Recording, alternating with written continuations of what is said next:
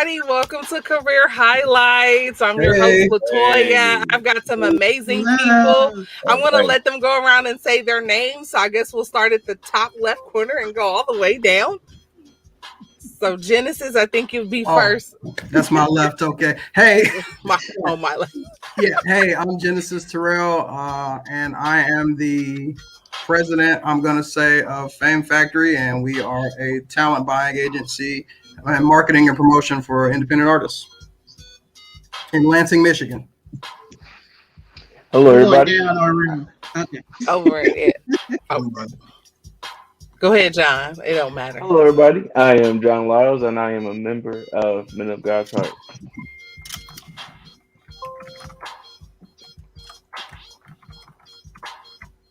Go ahead, Karen. That's crazy. The kids, I be seeing why the kids be staring. They be like, how you do that? It's on me. It's on me. Hey, y'all.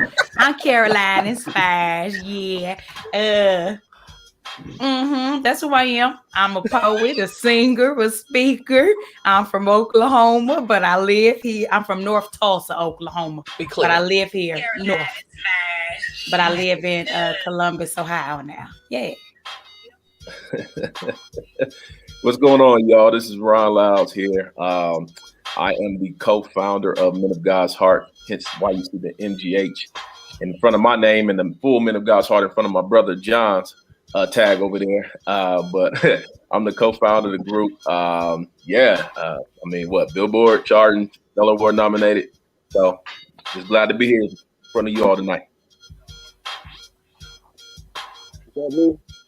Yes, you. Yep. Hey, everybody, my name is Rich. Everybody call me Mr. 365. I'm the CEO of We Promo USA Entertainment Group. We specialize in marketing, promoting, and branding. I also do a little bit of artist development and artist management. Cool. I'm from Ohio, but I live in Atlanta, Georgia. So yeah. NTM. Is you white?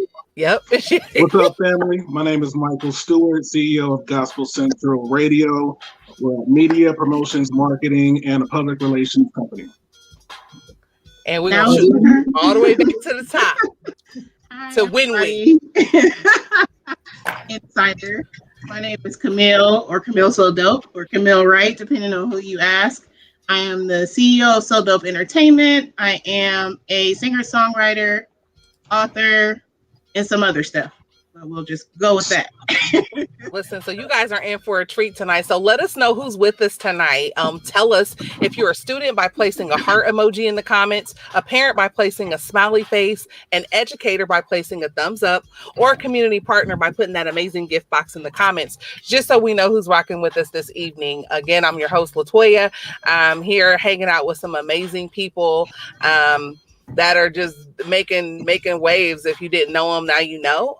Feel free to ask questions, whether a youth or adult. That's what we're here for, is to talk about experiences, things that you can do to make sure you're set up for success. They're also, most of them have their IG handles in their title. So if you want to connect with them once this banner comes down, you can find that and see that. So hopefully we got some comments coming through. We got some thank yous. We got a couple folks on here already. Make sure if you're listening, share the YouTube link or Facebook, just so that they know that we're on, so we can begin the panel. We'll give a few more seconds. While we're doing that, I want you guys to share. I do this icebreaker. I think most 3 people for sure knows my little icebreaker. You love music when? So give us a time when you knew that music was your thing. That's what we'll do. Like that's what you wanted to do, like for real. Not just singing, not saying singing in church is bad, but not just singing as a hobby. Like you really knew, like you were born to write, you were born to manage, this is what you're supposed to do. See, I didn't have that in the notes. I love music when I used to watch. I was Beyonce. You know what I'm saying? Back before Beyonce was Beyonce, I was Beyonce. And we was in the backyard, and I used to get the stick, and I used to be singing, I'm a survivor. I remember that vividly then, because I was in the middle. And I don't care because she might be she got less melanin than me, but I was her before she was she. And that's when I knew I loved, because I used to, Beyond Destiny's Child, like all them Bootylicious songs and Survivor and that's when I knew, because I could. And BET 106 in Park, like that with AJ and Free, not the new host. Yeah, let's be clear. You know what I'm saying? AJ and Free. The original. Yeah. And sometimes I even wanted to do music more when the Uncut album came on, but that's not this podcast that we're gonna talk about. So I'm gonna mute myself. Anybody else want to go? I'll go. Okay, Qamil. I always loved music. Growing up with a mom as a choir director, she didn't really, you gonna do this. Listen, and she's a bad one at that. Let's be clear. If y'all don't know, Miss Helen Wright. Shout out to Miss Helen Wright. Shout out to Miss Helen Wright today. So it was kind of just there at birth, but as far as developing a passion for it, like, okay, when I went to college and realized I could really write some songs. And I was obsessed with it. When you start thinking about it in your sleep and you wake up out your sleep writing stuff down, for me, that's how I knew that it was like going to be a thing. I came back to it, but that's when I knew. Yeah, I would say that I knew early on. I mean, John can attest. Our parents were singers and musicians, you know. So we started early. I was in my first group when I was 5. And then by the time I was 12, my dad started the Lyles family, and we traveled all over Columbus singing the Lyles family. And then shout out to Mom and Pop Lyles. Mom on that bass though. I just want to and then of course my Uncle Robbie Lyles. I mean, having them just kind of overshadowing and overseeing, you know, seeing us growing up.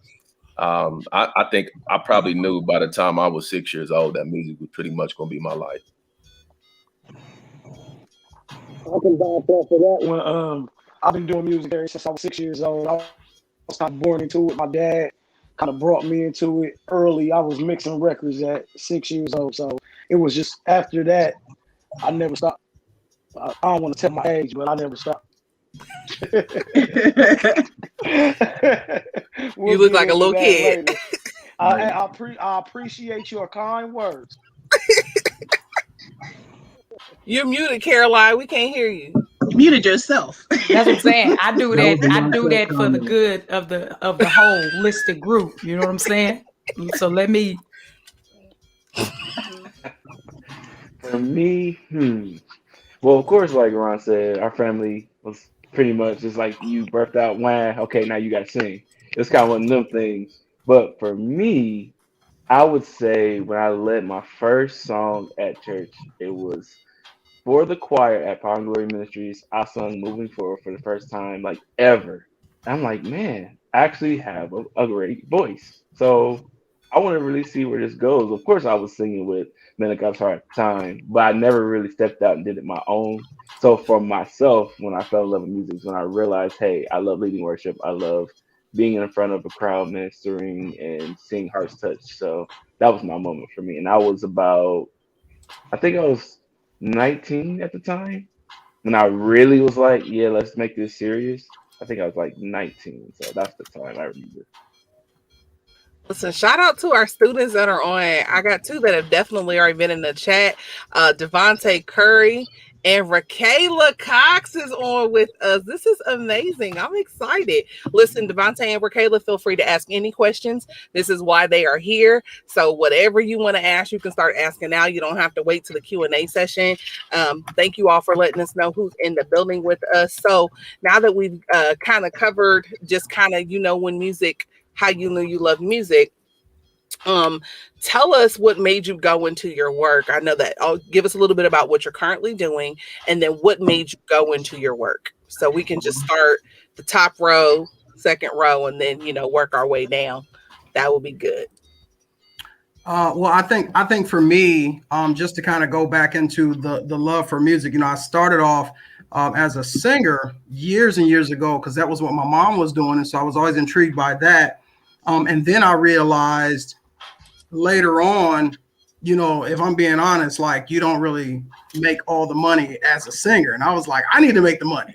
And so I start transitioning to other things. In fact, I remember when I was 12, I had a record label in my bedroom, and I was like signing people like, I can't get you no money, but I can give you tapes that I can get done. And if you sell these tapes, and so the mindset had just always been there. And so, you know, later that transitioned into talent showcases and partnering with a lot of different people. And so right now, what I'm doing, obviously we're pretty much shut down from my bread and butter, which is concerts, festivals, county fairs, singing contests. You know, this is just not a whole lot I can do. I know they're doing it virtually, but you know, I'm taking this opportunity to see other things. And so what I'm doing now in that space is those same outlets and organizations, I'm showing them how they can bring in money virtually. Like, no, you can't pack a stadium with 3,500 people, but maybe you can get somebody that's doing a concert from home, and you know, exclusively have them project at your location, and you can, you know, kind of do different things to get different people out there throughout the day, whatever it takes to keep your talent in the loop. Because, you know, it's been a hit for everybody as far as performers and entertainers. And so whatever it takes to kind of keep them out there. And so still releasing new music with different clients and just trying to stay busy, man. I mean, I know it's redundant, but COVID has done a number on us, but God is yet faithful. And I'm not complaining. Last year, honestly, you know, just looking back, last year has probably been one of my better years. And I mean, you know, not to put my business out there, but I like to think it has something to do with my divorce too. My pockets is a little different these days. So, but anyway, sometimes you got to lose. I mean, that's what we doing tonight. Huh? That's what we doing tonight. Listen, I've been on a cruise for the last year. I'm cruising. Having a great time. So anyway, having a fantastic time. So. Well, thank you for sharing with us. On to more intelligent people. I'm gonna mute myself. To my turn. Okay. Yes, it is. Qamil. Okay, so let's see. I started songwriting in college, but I had a really horrible stage fright. So I only dabbled in like actually performing when my friends would make me get up at homecoming or something. After college, how I really started, I went with my friend who's a comedian to an open mic somewhere downtown, and place is closed now. And he set me up. I was chilling, having a good time. And then they're like, next to the stage is Qamil. And I'm like, I didn't sign anything, but he gave the people a song that he heard me singing, Adele, Rolling in the Deep. This is the origin song. And I got up there like a deer in headlights, and I sung the song, and people still liked it. And then for some reason, I decided not only do I want to do this for real, but I also want to start a company and host my own events and put other people on the stage. And I've been doing that for 10 years now. Same thing Jen was saying with COVID, the event side of my business took a hit. I had a long running open mic, So Dope Sunday, that the last one was a year ago. So I kind of switched gears and started doing other things that I wanted to do. I'm now into film production and direction. turned my podcast into a talk show, and I'm shooting a video countdown show. So I just switched it up. Like, okay, you wanted to do these things anyway. What a perfect time to go buy a camera and get started. Yeah. If you see a half-naked 3-year-old behind me. Also being a mom, working from home. She cooking, doing like things like this. I'm also doing that, like being a full-time mom and running a business. And Caroline says you make baked chicken and dressing. She did come get her Thanksgiving plate. She did. That's my thing. Yeah, that's where I am now. Yep. So keep telling us what made you go into your line of work, John, Ron. Well, I'll say this. What made me go into my line of work, definitely, like I said, just the family dynamic of what we do. I would say probably the crazy thing is with MGH, because we started the group in 2002, and so can testify to this. When we first started out, we were pretty much the guinea pigs. They would put us up first on the program, test out the sound on us, make sure the mics would be squealing and stuff. We would be pretty much the test group.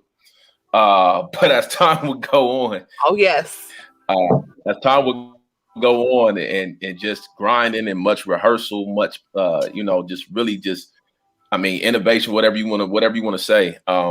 As the years went on, I'd say maybe like around 2011, that's when this thing really got serious. When we won the All-State Gospel Superfest Battle of the Bands competition in Philadelphia.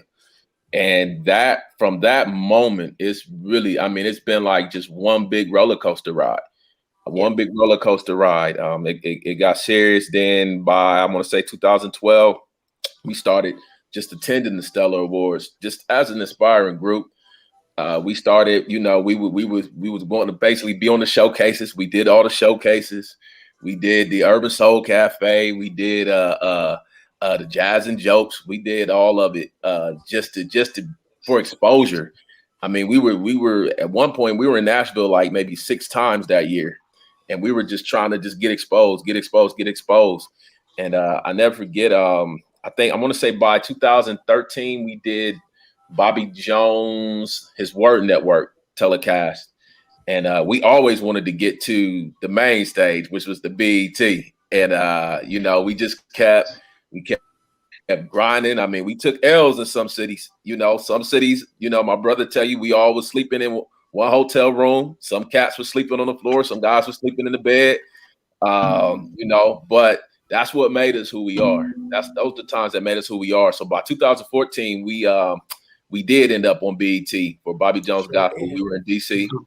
And then, after that, 2017 is when we charted Billboard for the first time, and we charted Billboard 7 times total, 8 times, 7 or 8 times. 3 weeks in a row, right? 3 weeks in a row first, and then total of 7 though. Yeah, it was like maybe 3 weeks. Actually, yeah, because we ran for like a couple months on Billboard. And then, God blessed us to be nominated for that Stellar. And I that's just really what I've seen, and just even now, of course, with the COVID, of course, a lot of our concerts and and promoters and stuff like that, promoters they're not really brave right now, and we don't want them to be either. We want as safe as possible, as safe as you possibly can be. That's just how we look at it. So right now, it's allowed us time to really work on new music, work on a new record, work on just basically work on our new stuff and recording and writing and producing. So it's just giving us time for that. And then, of course, I'm a virtual teacher by day. My 3 little ones, they're all in virtual school right now. So I'm Mr. Lyles from the hours of 8:30 to 3:30. You're Mr. Lyles. Yeah. Then I'm daddy after that. That's what's up. For me, what made me get in a lot of work of music? I would have to say just ministering to people, honestly. Like, I love seeing people touched by our ministry and my ministry personally. Like, I just love seeing people, touched by the hand of God, and they sometimes lift their hands, they cry, whatever they do. I love to see that. Us traveling, that's the only thing I look forward to. Like, of course, my brothers, we hang, we do all that. But as soon as we hit that stage and we start singing our music and we start giving the passion that is inside of us, and then the anointing of God is all over us, it's just seeing the people just like, touched, healed, delivered. It helps me. So that is really the main thing that caused me to want to pursue music even further. So, yeah, that's it. Because Ron, he pretty much, God's been good to us. So he's been, Men of God's Heart, been doing a lot of things. So I've been there for the whole ride, and I just thank God for it. And dude, right now, I'm proud to say I am an educated Black man. I have my bachelor's degree and going for my master's right now in human services counseling. So go to school, children. It will pay off after a while. You better let them know, John. Right. Tell the people to go to school. So I'll step in and I line of work. I'm a speaker, vocalist, and poet. Speaking, I knew I was gonna speak when them Negroes. Oh, I can't say that. Doggone it. When the people would kick me out of class in elementary school, when the folks would kick me out of class, when the folks would kick me out of class, I knew I was gonna be a speaker because I just taught all the time. I just taught, and I knew. Moving beyond speaking, poetry came into my life. So I used to sing all the time. Before I went into poetry, I used to sing and just sing. And my brother and sister, I'm the baby of the family. And my brother and sister, like, we only had one TV. So you be up in there and I be up in there like singing all them Beyonce, Destiny Child songs, Alicia Keys. And they would be like, I know, Rakayla, just pray for me. I know, keep praying. That's one of my kids, y'all. Anyway, but I would be singing. And my brother and sister told me, like, they said, shut up one time too many. And that's the honest truth, is that they just said, shut up. And as the baby, I thought shut up was like you doing something wrong. And so I literally stopped singing. I stopped singing from elementary, middle school. I didn't start singing again until I got into high school. And that was a pastor, rest his soul, who really would hold me accountable. And I went to the churches where if he say have a song on your heart every time you come into this church, because I'm going to call you up to sing, then you better have a song on your heart. And you can try to be late because you think he going to miss you. He going to call you churches over and he's still going to make everybody sit in that sanctuary and you're going to come up and sing. And so like starting to sing was because we had a lot of revivals back home. Every month, I felt like it was a revival, 4 days out the week. And you sang, you just sing it. You got to sing. I only knew like 3 songs and I sang them. I still only know 3. And it was We Fall Down by Donnie McClurkin. Thank you, Lord. It ain't called Tragedies, but whatever. You know what I was talking about. Tragedies. It's called Thank You, Lord. Midnight. They don't care. Y'all know y'all. So I would sing them same songs and I never forget, like We Fall Down. Only thing I did was just go through the people in my family. I'd be like, my mama fell down, my daddy fell down, my sister, I didn't even have a dog, but I'm sure I would be like, the dog fell down, all these things just lying. But anyway, I didn't really, and I never get the pastors like, you need to expand your repertoire. And I'm like, I don't even know what repertoire meant. Like I'm in high school, that was a big word. And so I'm like, man, he sees something in me that I didn't see in myself. And so I'm like, okay. So then by the time I was junior year, I sang it, whatever. They had a hijinks, maybe it was a talent show. And then fast forward, get to college. Well, sophomore year. So my poetry came because it was an assignment. And teacher's like, oh, write something. And I'm like, can I write about what my story is, or am I just going to do the assignment? And they're like, oh, write, you could write about your experiences. So I wrote a poem, and that poem has literally been my own saving grace when I was a sophomore. And so then when I got to college, I'm like, okay, sophomore year in college, I'm like, dang, I think I'm going to compete in this pageant. And I was going to originally do a poem that somebody else had already did. It was a little chocolate girl on deaf, whatever, poetry jam stuff. And I asked one of my mentors and I said, I think I'm about to do this poem that she did because it just moved me. And I identified with her story. And she was like, I mean, you could, or you could write your own. I'm like, but I don't write. Like the last poem I wrote was literally 4 years ago as an assignment. She was like, I mean, I think you should do it. And I wrote. And so then I remember singing, like I started off with Break Every Chain by Tasha Cobbs, like that. It just came out. And then I wrote this poem too. And then that piece became, and I'm like, okay, so Caroline, you want to every 4 years, you write a little good piece. Okay, you doing something. Fast forward, then I move up here. And I wasn't like singing. I don't even know. I would sing on Thursdays. That's what it was. I'm like, I'm trying to think of how I started singing here, but I would sing on Thursdays because I got to the point where I felt like I was taking God for granted. And at the time I was dating this musician, and only time I would sing is if he was playing for me. Well, when y'all don't date no more, you ain't got no musician no more. And so I didn't have my musician, and I would be like, dang, God, I guess the only time I sing is when somebody else is with me. And I wanted to prove to God that, like, I don't need no music. I can sing, like, I'm willing and I desire to sing not if I have keys playing behind me or whatever. And so Inspirational Thursdays came. That was my commitment. That was when Instagram was like 15 seconds. I was like, I'm gonna give you the best 15 seconds I got. So I didn't know nothing. I'd be like singing in the shower. The water wasn't on or nothing, but I just knew people changed up the scenery. I'd like pull up to a parking lot and be singing. Just I was doing whatever I could to show God, like I'm creative and I'm determined.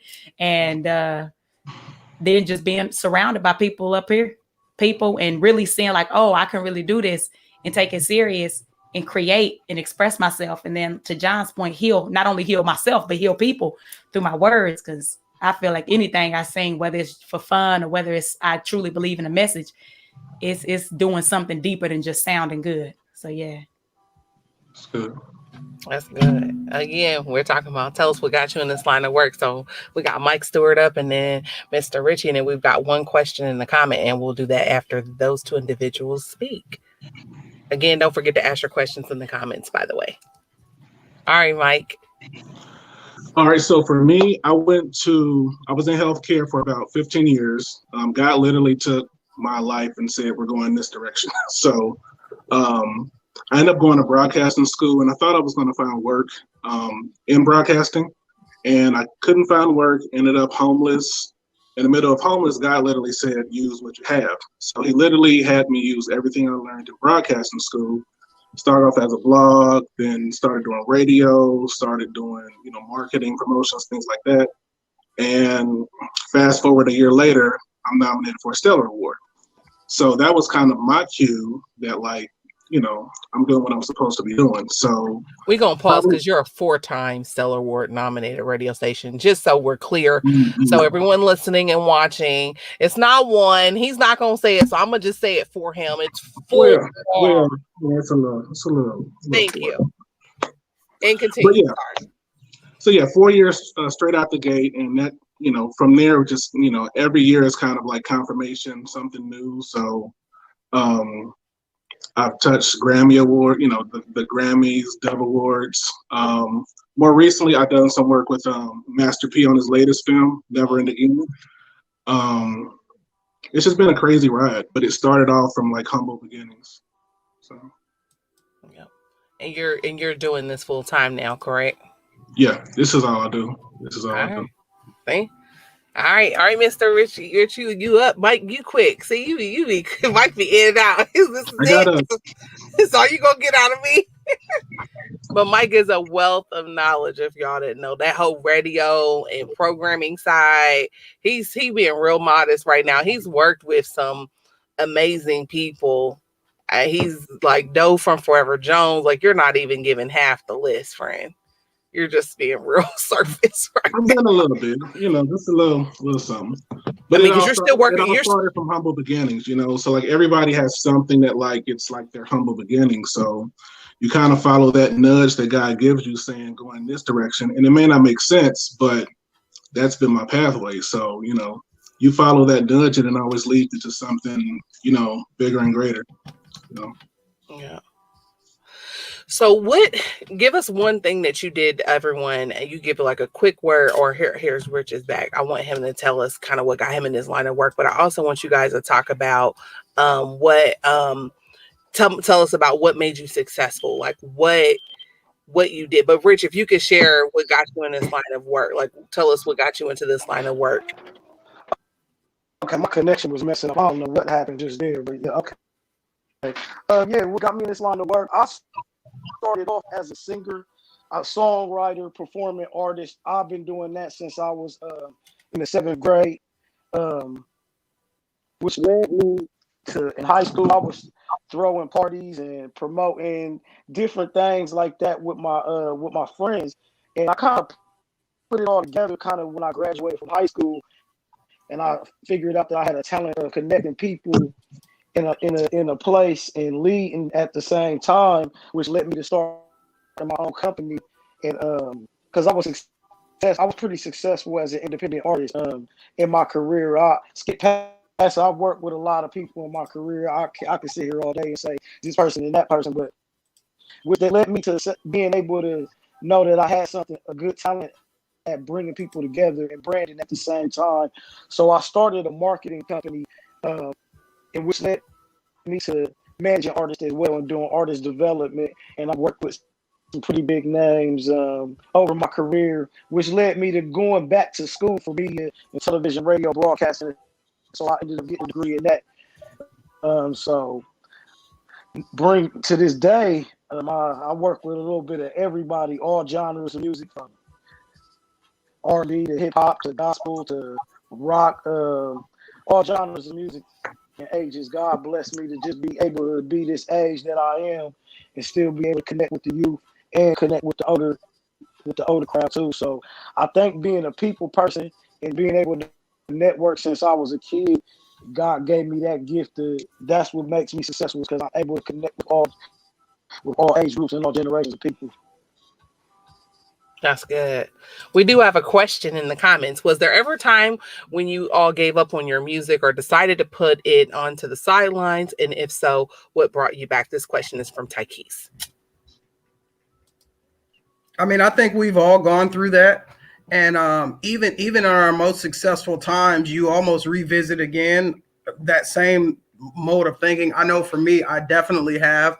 And the one thing I haven't been able to get away from is just a natural love for music. This is one of those things that if all my bills were paid, I would do this for free. And if you can't say that, you're not in it like you think you are. Yeah. And so for me, I have a love-hate relationship with music. I mean, there are times that I've gone weeks without listening to music, and I'll hear something that sounds like the tempo of a song, and I'm just like, here we go again. I got my groove back. And so if you don't love it, you're not, if you do love it, at some point you're going to have a love-hate relationship with it. And no matter what, it's like not that this is the greatest reference, but it's almost like a drug. You got to keep going back. I got to keep going back. If my life without music and entertainment, I might as well, go start looking for caskets, because I need it. It's the pulse of my day every day. I've known several of you on here for a long time, and anything you can associate me with is always related to music or promoting artists or pushing some kind of way, shape, or form. And if I'm not, then there's something wrong with me. So yes, we all go through those periods of being discouraged and wanting to give up. But if you love it, you come right back to it. Anybody else want to answer that question? Was there ever a time where you all gave up on music or decided to put it onto the sidelines? And if so, what brought you back? For me, it's a struggle for me when I'm grieving, like the loss of loved ones. And it's a couple times I've had in the last 4 years that I've had significant losses for me. And I struggle with wanting to even so much as sit down and write a note of a song. I never stop listening to music because I love it so much. It's almost like I get to a point where I feel like I'm going to die with it or I'm going to die without it. Like it just has to be there in some way. But as an artist, I'm kind of coming out of a space right now where I'm trying to figure out what I want to do next and how I want to get back to that, even while I'm doing all these other things. So the answer is yes, absolutely. Sometimes it's really hard to manage just your humanity and your artist side at the same time when you get to a point and people are always looking at you to create because I'm someone who's always putting something out.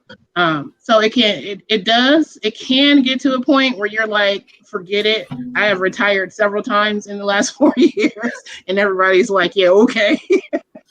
Sure. Something always brings me back. Like Genesis is saying, when it becomes a part of you, it's okay to take a break. And that's what I really want people to know. It's okay to take a time out because you're not missing any opportunities that God has already set before you. It'll be there when you get your mind right. Get your mind right, get your heart right, and come back to it. So I know we're like 40 minutes already into our session. I want anyone who has any questions to put in the comments, but I want everyone to pay attention. These individuals that are here are all independent. So what you have here, you have folks that have worked with folks that have been on a label.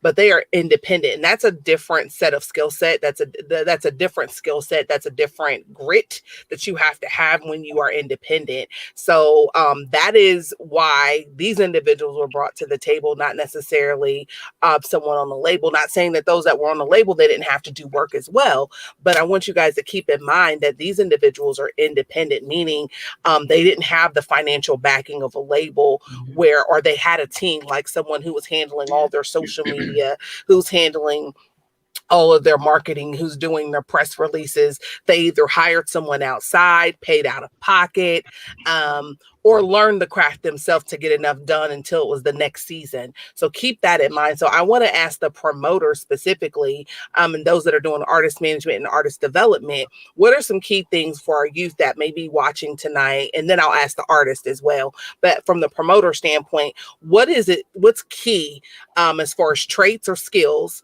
and some things that they need to have in place if legally, things to kind of protect themselves? I know you're not attorneys, but some things for them to consider if they're really considering doing this as an independent artist, whether it's, any genre or medium. Anybody?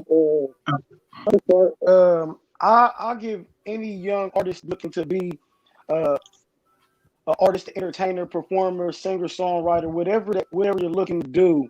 I always encourage anybody to do your homework first on that particular career path, so you know firsthand what you're getting into. As far as, there's a lot of things that are changed in the music business now that maybe 10 or 5 years ago are a lot different. It's a lot going on for a young independent artist nowadays that we didn't have things at our hand that some of these kids have, and some of these kids are coming out of their rooms and being able to be a millionaire next year, but they still don't have the business right. So I would say, get your business right, start getting your copyrights together, start getting your BMIs, your ASCAPs, your performing rights. So if you're going out to these venues and you're getting booked, and you can get some revenue generating on your songs, and if you're performing these songs and they're getting played by the DJs and the media, you're getting points back on that. It's a lot.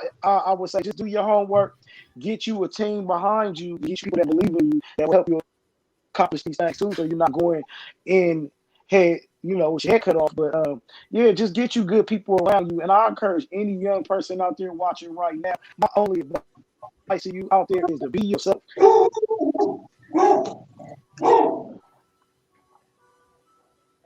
Okay.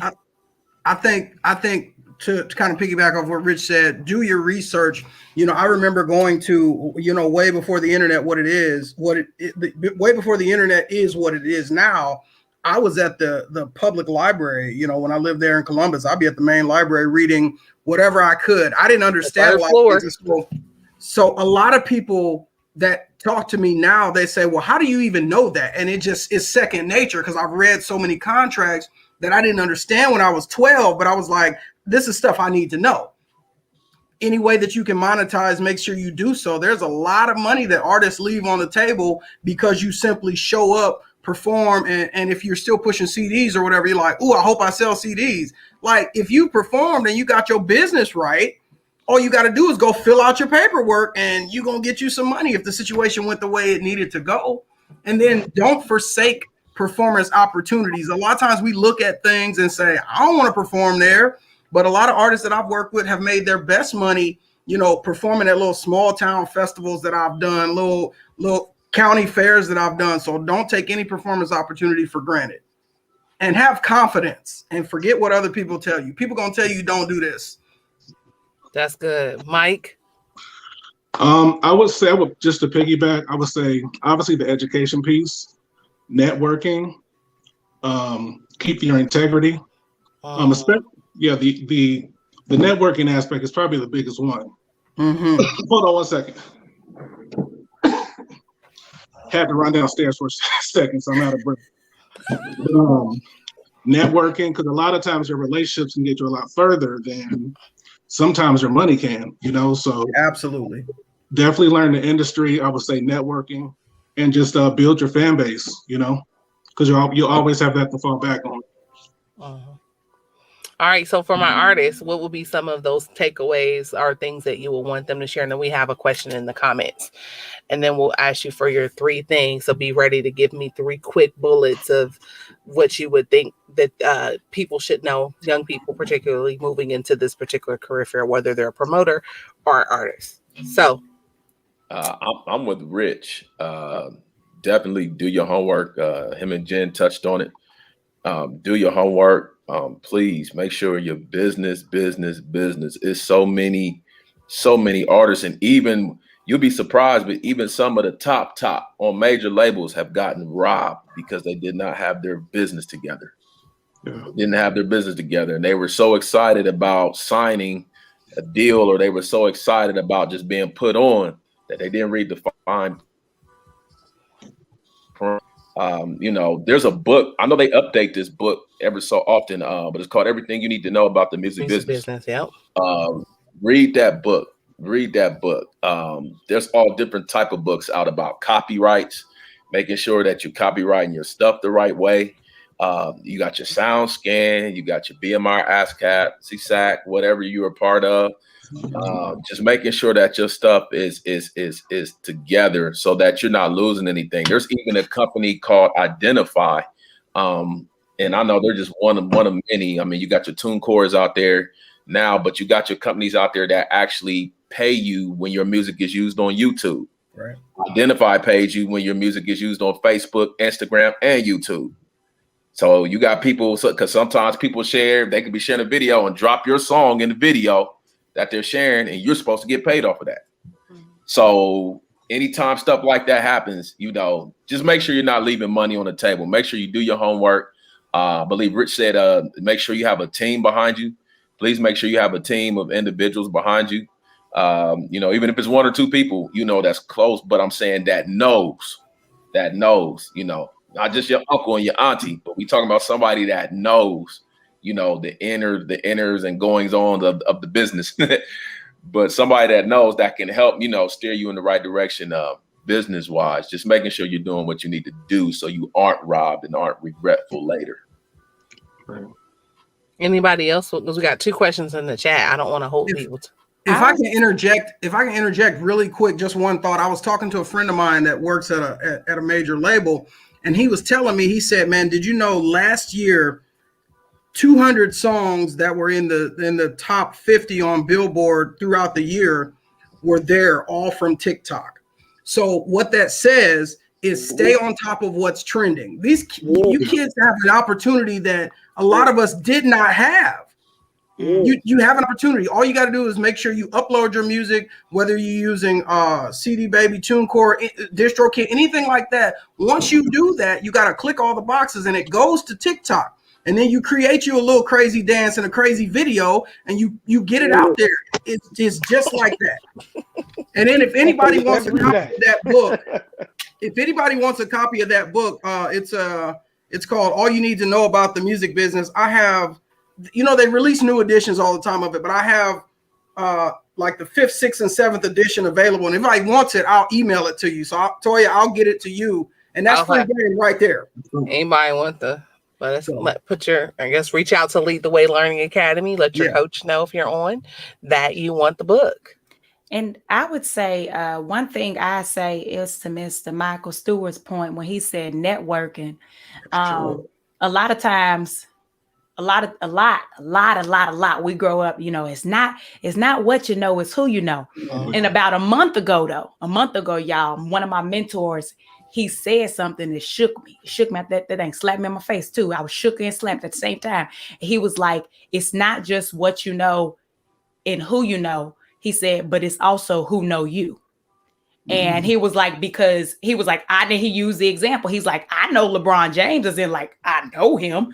But if you flip it, does LeBron James know me? And so in other words, when it comes to networking, you can show up to this event and you can say, use the Lincoln Theater. You can say, oh, I know Miss Susan Bradford, but do she know you is going to be that question. And so it's a matter of, whenever you go into a space, when I work with kids, it don't even adults, it's adults who have conversations and I'm just like, yeah. When you go into the space, you know what I'm saying? You ought to make sure that somebody who has the ability to make moves knows who you are before you leave. Mm-hmm. And you have to do things, you have to be willing to do things to set yourself apart. Otherwise, you're going to get where everybody else gets, which is nowhere, because you went into the space, don't nobody know your name, you didn't do nothing, you didn't try to get no email, and if you did get the email, your follow-up game got to be so strong, it's crazy. I'm sending emails at 12 o'clock midnight. If I told you I was going to email you, I'm going to email you. Why? Because when you wake up in the morning, if you thought about forgetting me, my email going to be up in there like, nope, good morning, amazing, blazing, how you doing? Because I want to set myself apart. I want you to remember me. I want you to remember. And as a young person, I can tell you, ain't nobody, young people, teens aren't following up because they didn't teach y'all that in school. Teens don't know how to send an email because they didn't teach y'all that. Teens don't know how to communicate. You might send one, but when somebody responds back, they call me. Did you get the email? I didn't let me, you got it because I was CC'd on you. You just didn't check it. Your follow-up game got to be so strong. That's what's going to set you apart. All right. I'll wait to the 3 points. Say that. Hey, she ain't say nothing. She ain't say nothing wrong. She ain't say nothing wrong. All right, we got. I have one more thing though, Toya. Go ahead, Mike. So I mean, just everything everybody said is absolutely right. Once I would say, don't settle for just doing the minimum, because once you get to a certain point on any level, everybody is good.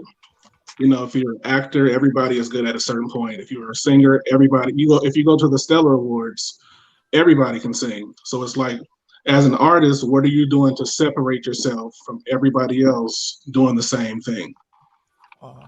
So you have to do, you have to go over and beyond kind of like what you think you have to do, just because everybody is literally trying to, accomplish the same thing. Yep.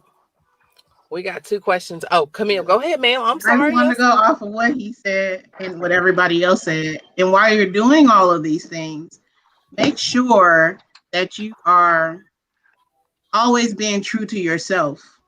And if you're somebody who is more of a laid back personality, you need to figure out how to make that cool. If you're somebody who's super outgoing, okay, I'll use Caroline. She's super extroverted. And I'm more walk in the room and kind of look around, see what's going on, who's what, who I want to talk to. And there's nothing wrong with either of those personalities, but you still need to know when you're being yourself, how to zero in, like she said, on who are the people who are making these decisions. And that's what you need. If you must pull it out of you, if you're somebody like me, you're going to pull it out. And those are the people that you need to talk to, but just be you, because yes, you will get to a point where everybody is good or pretty good, but the thing that's going to set you apart is you being yourself, because there's only one you. No matter where you go in the world, there's only one you. God just made you just you, so remember that. That's what I would say. Listen, everybody's been hanging out with us. We had a pretty steady crowd. So if you guys have any more questions, let us know. Thank you all for joining us. We do have 2 questions. So one is from Dara. As a budding independent artist, what resources do you all suggest for continuous education of how the industry works, and what sites do you use? So if you guys want to put those in the comments, that'll be great. You guys have access as the panelists to do that. I think they've already mentioned the one book, how to, all the things you need to know about the music business. There's probably definitely some marketing and social media ones as well. But if you guys have any other ones, if you guys could throw those in the comments, because I know people are checking that. And if you want to mention a few while I go to the next question, that would be great. I can't comment for some reason, but mine is going to be YouTube. I spend a lot of time on YouTube researching, looking at artists who I admire, who I maybe came up seeing.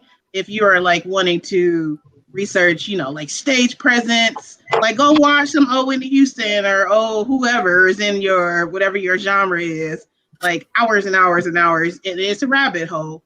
But YouTube is an excellent research for your presentation as an artist. I know I'm not on the panel per se, so I want to say your local library is your best friend. At least here, if you are in Columbus, Ohio, the Columbus Metropolitan Library is ranked one of the top libraries in the nation.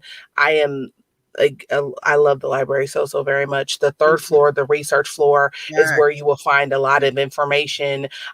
Your radio station lists are there. Your because you can't check out those items. So those items you can go and make as many copies as you want. The research librarian, if you're starting as an artist or starting your business, they have classes that you can take. They will help you locate your target audience. There's so many different things that you can learn at the main library, at least here in Columbus. Now, if you're out and abroad, I'm pretty sure at your local library, there has to be a research division, and that is where you want to connect. One of the librarians I was cool with, she retired. I was devastated because I wanted to like be at her retirement party. I felt like we were friends. And when I went back, she was already gone. Shout out to Miss Barbara Beardsley, but she was amazing. And that's how I know how to navigate that third floor. There's also resources, at least if you're in Columbus, you have a library card. There's a thing called Reference USA, and you have access to that up to like 50 names per list. So if you're looking for people who donate, it's this database of everything. If you're a voter, if you purchase things, you can do a search and it'll pull names and addresses of individuals. That is something that's available to you just as a free member of the Columbus Metropolitan Library. So that's my 2 cents. I love the library. Just for one thing I did is I created my own opportunities. So I wanted to do radio, but nobody would hire me because I didn't have experience to get hired as a radio personality. So I said, well, how much is it if I buy an hour per week and I do my own thing? So I created the opportunity. Nobody would book me to perform. So I said, okay, well, I'm gonna go get the building and I'm gonna have a night and then I'm gonna get to perform my own thing. So when you create these opportunities, you position yourself to, as Caroline mentioned, get where people know you and you know people. And then you start to build and you expand your brand from there. But I mean, the library is great, but you literally can Google any statement or any sentence that you want to. If you want to learn how to perform at state fairs, how can I perform at state fairs? How can I perform at county events? What communities have festivals? It blew my mind. For 5 years, I was a talent buyer for the Chamber of Commerce where I live, and my eyes were open to a whole different platform that we, unfortunately, as independent and R&B and gospel or whatever we're in, we don't take advantage of. And it's because we don't know. So if you don't get out there and do the research, it all goes back to research. If you don't get out there and do it, you don't know. Yeah. So those are some items. Hopefully you guys took notes. We get more questions coming in, so I may move a little faster. The next question is, well, how do you get more known as an artist with your music? So I'll throw that one to the promoters.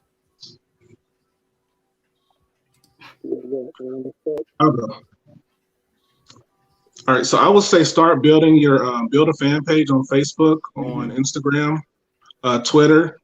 A lot of people are using Clubhouse now. Clubhouse is really the new craze that, a lot of people are getting a lot of good opportunities on there. Just use social media as your platform to kind of promote what you're trying to do. But I would start there. That's good. Any other? Off of what he was saying, I tell my son all the time because I think he's an aspiring artist. We'll see how long that lasts, but I tell him certain things to do. Like if you a young kid, a young adult nowadays, the opportunities is kind of at your hands. It's kind of how serious you want to take it. Because if you have access to 300 people, in the world before last year when you was going to school every day, you had the access to these different types of people. Social media and all of that's your friend. These people are going viral over on TikToks and these things, and they mentioned it before. These apps are, you can wake up tomorrow and be viral. I mean, I don't want to put my age out there, kids, but I'm a pretty good age up there, and I have videos because I do comedy, I act and things like that. And my videos go viral. So if my videos can go viral, I know your videos can go viral if you put a little effort. And I don't put no effort in my videos. I'm gonna put that out there. So if you've been putting effort in your videos, you should do good and stay consistent. That is my thing. That is one thing I can leave you with. If you don't stay consistent, nobody will believe you. But as long as you consistently doing something, you will start to see the results of it. It's almost like weight loss. You might not lose the weight, but you're gonna get toned. That I just wanted that, but he said, but I want y'all, for y'all kids to hear, he said, as long as you consistently doing something, you're gonna get results. It depends on what you consistently doing, because if you consistently putting out trash, your results, you're gonna get back what you putting out. And so it's about doing stuff also in excellence. Consistency doesn't mean it just means to do it at a particular rate. Some people be like, oh, I'm about to do this every day. You ain't got the stamina built up yet to do that every day. So you need to fall back and say, let me just do this once a month. Let me do this once a week. Consistency is being consistent with whatever you make a commitment to. It's not about, oh, how much can I do this? Because don't nobody want to keep hearing trash. You actually going to turn people off. With good content. With good content, which means, and we go, you got to plan that stuff out. That's a whole different podcast about planning preparation, but you got to, like, in terms of getting known, I ain't no promoter, but in terms of being known, you got to be whatever your social media, in the line of social media, it also should reflect who you are, which means if somebody goes to your page and you tell me you an artist, you sing, you rap, you dance, your social media should reflect that. And if it doesn't, if it doesn't, then you capping. Whatever you capping. Whatever y'all say, no, capping over there. Capping over there. Okay. Because you saying one thing, but you doing another, which means I'm an artist. I'm singing. Well, where you singing at? I'm an artist. I'm writing. Where you writing at? Because can't nobody see it, which means I can't see it. I can't vouch for it. And I'm not talking about crazy. Yeah. When I am, as someone who is an artist and a promoter, throwing shows for 10 years, if I am interested in something, like somebody catches my eye and then I go to their page and I got to keep scrolling, I'm going to the next person's page. So maybe I wanted to book you for something and now I'm not, because I can't find a video of you doing nothing. I can't find a link to take me somewhere, anything. Like, don't be overly modest about what you're doing. I talk about that a lot. Like, that's what the point is. That is what you're here for. Make sure as soon as within 10 seconds someone's on your page, they can find out, they can see what you've been telling them, what you've been telling them that you've been doing. Totally agree. Hey, I want to chime back in on what Miss Caroline was saying, because I was saying what she said, because don't give us a whole bunch of trash, but I'm feeling at this point, once you took all the things that we have been saying tonight and have been doing that consistently, then you can consistently be great. Now, after you're doing everything that we said tonight, then be great. He said, let me be clear. Let me be clear. Don't just do anything up there. Give us anything every night. No. This is so good. I know, actually, we went an hour, which is the longest we've ever been on Career Highlights, but we got some amazing people on. I think someone asked how to find shows and events to perform in Genesis. You kind of already touched on that. Just kind of Googling that. Definitely look at your Facebook events as well. Pay attention to people on your social media. If you follow other artists and you see them out performing, find out where they are and go. Can I give an example to that? And I give an example because it was one of my proudest moments one of these years, a couple months ago, was the Hamiltons. I love the Hamiltons, right? Sure did. I love the Hamiltons. And hands down, I went to follow that. So what? YNSDC for you. That's it. I know I got words. YNS. So the Hamiltons, I love them. So I follow them. And I'm like, okay. Well, where they performing at? Because I want to go see them. So I look at where they performing, and then it'll usually say the venue. So I went and I'm gonna follow the venues page because I need to see what that venue doing, and I need to see who the venue was bringing in, right? And so then, but so much so, I'm all up. I was in their DMs because I need them to know me, and I want to be on a platform. Okay, so I was consistent. I'm sending them stuff. Hamilton. So now I see that they come out with like this open mic. They got this open mic, and all I saw was, if you want to be in the open mic, you know what I'm saying, DM us. And I'm like, I'm down. I never heard anything. A whole week passed, 2 weeks, never heard anything. I'm driving back a Tuesday that the open mic was on. I said, oh, they ain't hit me back yet. It is what it is. Driving back from somewhere, I get a message saying, here's the StreamYard link. Here's whatever. Be ready. get on at 8:00. Get ready. I called my sister like, hey, I said some other words that I can't say here. And I'm like, you don't know. Guess what I'm about to do? The Hamilton sent me a message. I'm about to perform. And so I'm like, oh, it's about to go down. I went to the house. I mean, I took a good shower. I got ready. I got ready. I set up the space downstairs and I'm like, yo, this is it. But that was one of my proudest moments because it was literally like, one, I manifested it. We'll talk about that later. One, I manifested it. Two, I knew what they had going on because if that's something, one, I admire them. I admire what they do because the Hamiltons are also independent. So literally, I admire what so just seeing them, seeing how they start, seeing how they operate. Look, I'm like, okay, I'm gonna watch them. Where they also performing at because I have aspirations to not only just sing in Ohio or Oklahoma. I want to be in the Carolinas singing and stuff. I want to be wherever they at. Okay, and so then. Nonetheless, that's what happened. So all I'm saying, exactly what I mean. Yes. Don't forget to mention that they had you did so well.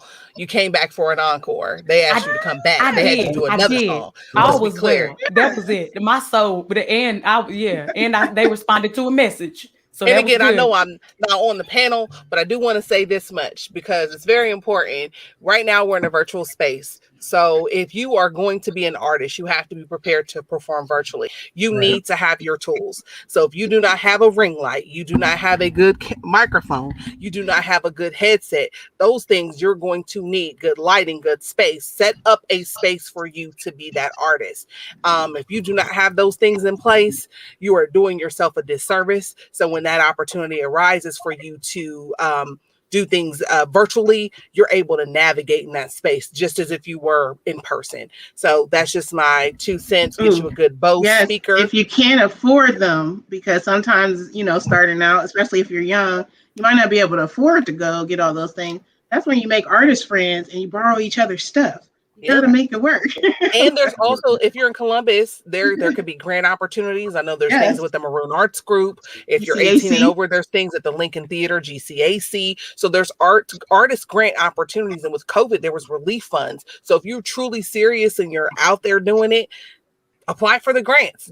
Put yourself in a position to get the tools that you need so you can be in position. Because when it was time for Caroline to go, she was ready. Had her microphone, she had her interface, she had her tracks already ready, she had her Bose speaker. It was showtime. But the cool thing about it is legit. I started off in Toya's studio. Well, actually, I started off in the bathroom, sitting down on the floor in the tub because I was trying to just sing in different locations. I thought the lighting would hit different. But then when I moved up here, I literally would be in because I didn't have that stuff. To Camille's point, I ain't have no speaker, curbside. I ain't had it. I ain't had no microphone. I ain't have none of that. But Toya got it on over there. Y'all see that black wall? Exactly. The whole shit. Nominated record was cut into the studio. Say it again, Ron. Say it again, Ron. Thank you, Ron. Yeah, the record was cut into his studio. I was singing on that whole record. Call Toya. Come on. Turn it over to Toya. That's all. Anyway, I need you guys to leave everybody with 3 things to motivate that they could do. That they can do. Oh my God, you done made me throw me off because you just said turn over to. I can't stand it. We're having a good time. Now you messed me up. If you have any more questions, leave them in the chat. But I want you guys to leave 3 things for our young artists that are coming up right behind you guys, that want to do what you're doing and how you're being successful with it. I know a lot of you all have been able to have consistent income with this. Everyone doesn't have to be on a record label to do this consistently. And I think that's the beauty. That's why I wanted you guys on here to really talk to them so they understand, like you said, Richie, you said, have your business affair in order. So that way, and same thing with Mike, having things legitly set up so you can receive those revenues, have those contracts in place, get that monthly income coming in consistently. So give us 3 things that you want to leave with them as they begin to enter into the artistry, or whether they want to be a promoter or they wish to be an artist. So anybody can go. I'll let y'all go. I'm going to say believe in yourself, most important, because if you don't believe in yourself, you might as well go find something else to do. Secondly, build relationships. And this right here, what I'm about to say, for me has been the most important. Do good by those relationships. Say that That's it. again. Say that last one again, though. Do good by the relationships that you build, because my relationships have done more for me than my talent. I told y'all I'm like the least educated one on this panel, but God is consistently taking care of me. So anyway, do good by the relationships that you build. That's it. All right. Who else is next? Listen, If you guys feel he's already hit it, then all I'm gonna say is this: keep God first. Keep God first. Do not quit, because you will have moments that will make you want to quit. Do not quit. And then this third one is a little twist. Don't compare. ooh, Don't that's compare. good. Because a brother by the name of Jonathan McReynolds has a song called "Comparison Kills." When you compare yourself, you don't know the depth of people's journey, and you don't know what it took for them to get to where they are. Yes, sir. And so a lot of times you could be looking at the surface and like, oh, they got that, so that means, I should be here, or I should be here. And if you're not there, you'll find yourself being depressed. You'll find yourself not really wanting to, do it, because you're looking at somebody else who might be a little bit more established, or somebody else who maybe might have just a little bit more footing than you, so it appears to you. And so you end up doing number two. You end up quitting. Don't compare yourself, because if you're looking at the next man, they may be where you want to be, but you don't know what it took for them to get there. Come on, Elder. Come on. So you be comfortable in your lane. You be comfortable doing you. And if you're consistent, as Rich and Caroline was talking about, you're consistent as Jen and as Mike, and as Qamil, and my brother John. If you're doing all these things that we've discussed, in the end, you'll be right where you want to be. Right where you want to be, because he'll turn that thing around at midnight. He said, mind your business and focus on what you're doing. Midnight, Caroline. Hey, when we consistent, Caroline, when we consistent, he'll turn it around. So for everybody that's listening, there's a song that Men of God's Heart sing called Daybreak, and it says late in the midnight hour, God's going to turn it around. So that is what the inside joke is. I want to make sure our viewers are in the loop on the song, but she calls it midnight. Caroline consistently calls it midnight. But the song is entitled Daybreak, but Caroline references the song as midnight, for the record. And that's the one they performed on Bobby Jones, by the way. Yes. Correct. Yep. And that was on BET. Correct. Who's next? I have three things. Never forget where you came from and who was there supporting you along the way, because it's easy to take off and then you don't recognize anybody who is around you, and you neglect the people who help you get where you are. Always do what you say you're going to do. Professionally, be on time, no matter what it is. If you say you're going to do it, within reason. I think have fun is an important one, because it gets real serious and we get very, very hard on ourselves. And it starts to at times feel like you're just going through the motions, but you should be enjoying this. Being an artist or a promoter, it's a very, very special thing. No matter what the genre is, there's ministry in all of it. Anytime you get in front of people and you have an opportunity to sway the room, to make people feel one way or another, that is a gift. If you are someone you want to provide platforms one day, that's very, very special. So enjoy it along the way. That's what I got. Yeah. I would say go ahead. Go ahead, Rich. No, I was going to just piggyback off of everybody else to be different a little bit. I was going to say, first of all, if you're going to be in this entertainment business, be able to take constructive criticism. Because if you're able to take constructive criticism, you'll know the difference between somebody really supporting you and somebody that just doesn't, what they would so-called hate.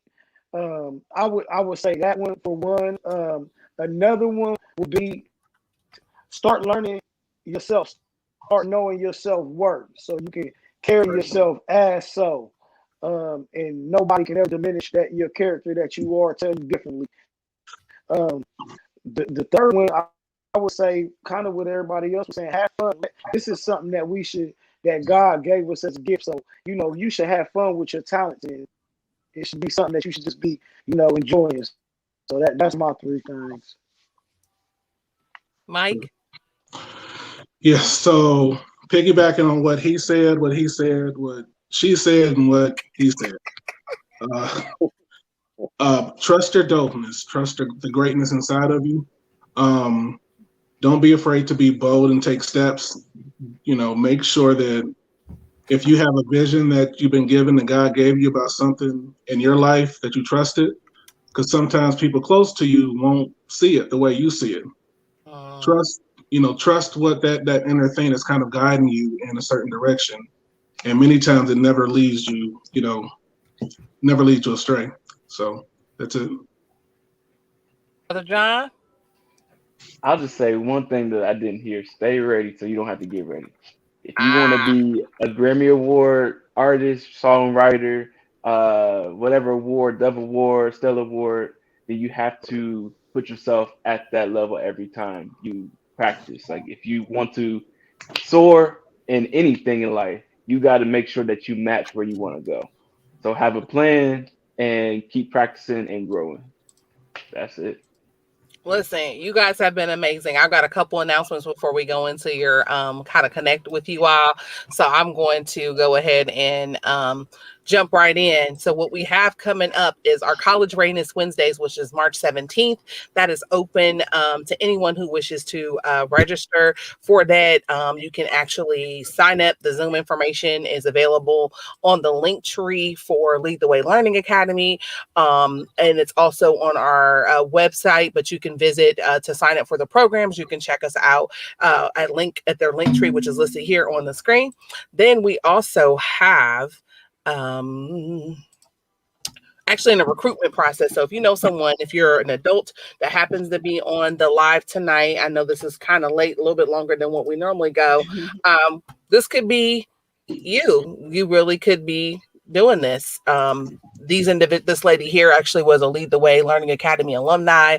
She's a medical student. I think she's actually may have graduated by now, but Lead the Way offers college readiness workshops, which we're having through the remaining of the year. From my understanding, career highlights will end this month, and then they roll into professional development, which will include resume writing, interviewing techniques, and interview attire.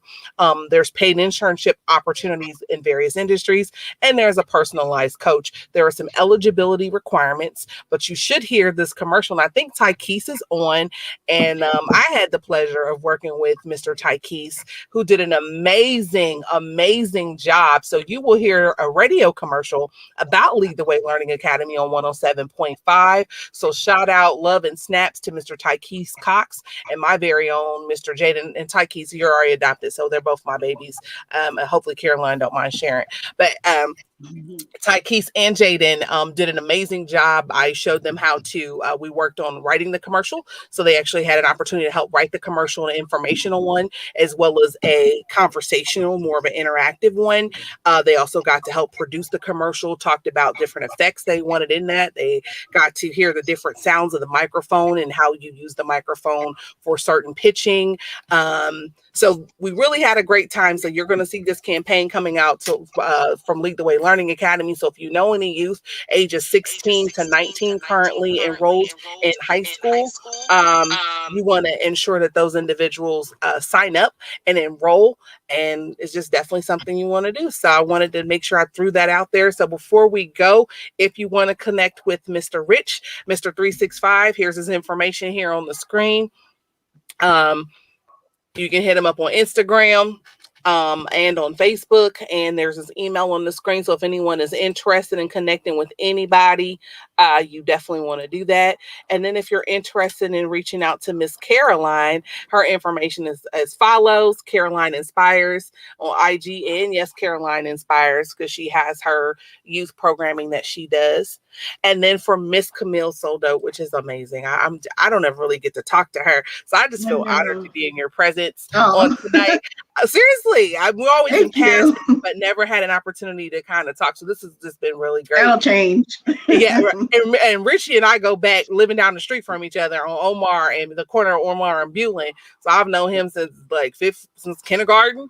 So it was just befitting, just everybody I know, and they've been just doing the work, and you guys have done awesome work. And for Mr. Genesis, went to high school with him, so. Yeah, I'm not throwing my age out there, but hey, just saying, if you want to connect with these amazing individuals, you can. And then I have for Men of God's Heart, for Ron and John Lyles, all of the information is there. Definitely visit their link tree. You can connect with them by their music. Their latest single is out right now, entitled The Cry of a Nation, featuring the Lisa Noel Smith. Like, you just don't be working with people randomly like that. Like, they're being real modest, but the Lisa Noel Smith and Gregory J. Watkins, who's a choir master, actually won the regional House Sweet the Sound back in like 2013 or 12, something like that. They're the choir backing this particular song. So there's some great independent artists doing great things. You know, everyone, sometimes we forget to toot our own horn. But wanted to make sure we shared that with you all. So Caroline put in the chat, I think, Qamil, she wants you to sing. And Tyke said it was a great learning experience. Yes, it was. We had a blast, and they did. When I say listen to 107.5, shout out to Ben, who is our particular Ben Buckner. That's another guy that is a wealth of knowledge here at 107 at the Urban One here in Columbus. That's our account person. I use him for everything, all my accounts that I have. So again, thank you guys so much for joining us. Thanks for Anybody have having any us. final words? I know we went almost an hour and 30 minutes, but I think it was fun, well worth it. Hope you guys learned a lot. If you guys have any more questions, we're getting ready to go, but you definitely can reach out to those individuals or hit up Lead the Way Learning Academy, and we can get that information over to you, or go back and watch this broadcast at your earliest convenience. It will be on YouTube and Facebook. Again, Lead the Way Learning Academy, where they're leading the way, and hopefully you'll join us next week for another edition of Career Highlights. Bye, everybody. Bye. No.